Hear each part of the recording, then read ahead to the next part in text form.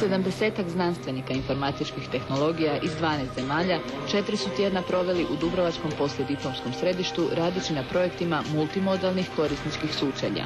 Možda je najjednostavnije objasniti kao suprotnost od običnog korisničkog sučelja na računalu koje je danas najčešće miš i tipkovnica.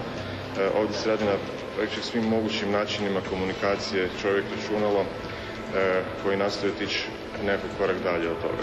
Prva takva radionica održana je prošle godine u Belgiji u organizaciji Europske mreže izvrsnosti Similar, čiji je i Hrvatska partner. Vrlo je važno za budućnost istraživanja dovesti mlade ljude s različitih sveučilišta na lijepo mjesto i dozvoliti im slobodu mišljenja o novim načinima interakcije s računalom.